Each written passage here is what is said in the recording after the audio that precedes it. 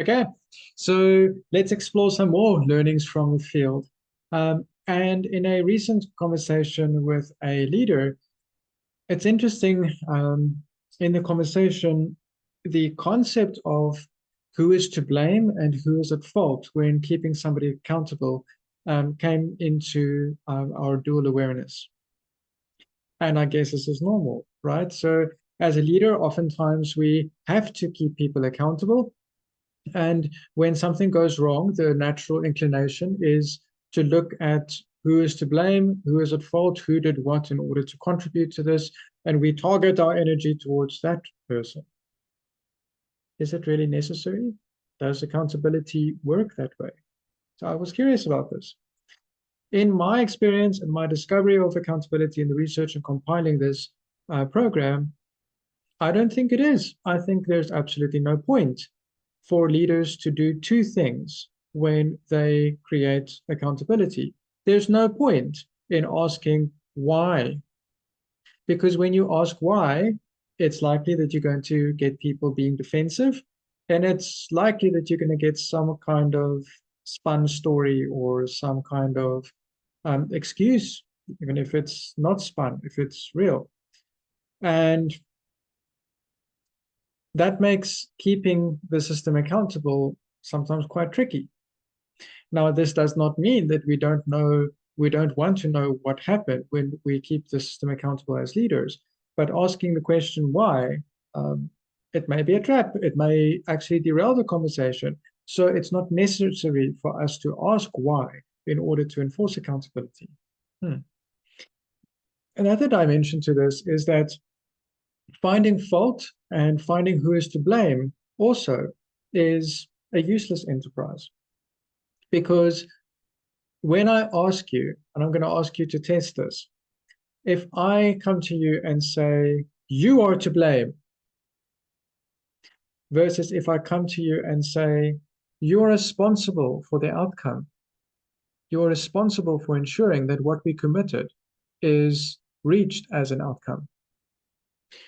The difference between framing it as blame versus that this is your responsibility to complete, to see through, it is your responsibility to ensure that your commitment is kept. There's a slight difference in which blame and finding fault closes, and it may make defensive. It may take the opportunity for creativity away. It may make the conversation go to a place of finding fault and blame and accusation and finding challenge on a personal basis. Whereas if we explore the domain of responsibility and how it connects with their commitment and their ability to be a useful, productive, constructive unit of a team um, and valuable to the relationship, that opens up creativity, solutioning, taking ownership, um, bearing the consequences, and moving forward. It's a subtle difference. And yes, it is language. Language is our most inexhaustible source of magic. One of my favorite quotes.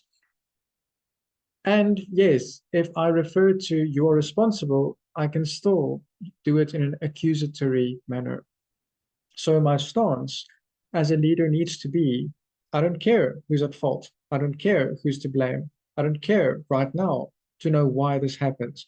We can figure that out later when we are dealing with how we can fix this and how we can improve this. So one of the concepts that we explore in the accountability program is the knowledge that if I, as a leader, permit people to jump to solving the problem or improving the process before I insist that the consequences are dealt with or that the issue is dealt with in full, that our client's problem is resolved, that there is apology to the people who have been impacted, or that the disciplinary aspect that is owed to the organization is seen through, then oftentimes people feel afterwards it's unfair for the consequences then to be dealt with because I went and fixed it, or I went and made sure that I made a commitment that this will not happen. And that is used as a palliative um, strategy to placate consequences and impact and keeping other people to account. So why, if I then bring accountability, do I not have any interest in blame? Because if I simply focus on what was your commitment, what was your responsibility, and what is the impact and the consequences of where we are right now, and based on your commitment, what are you responsible for, then I get people to focus on what needs to happen right now for us to reckon and wrestle with the incident, to make it right, and for us to deal with the consequences. And I will support you through that as a leader. And then afterwards, we still need to talk about how we can improve this. What needs to change in the policies or the processes? What went wrong? Then we can start looking at who's to blame for what, or where does the fault lie. And here, borrowing from one of my heroes, Amy Edmondson, in her research around failure, the failure scale is very useful. So, how does this land for you? What are your thoughts around this? What are your experiences?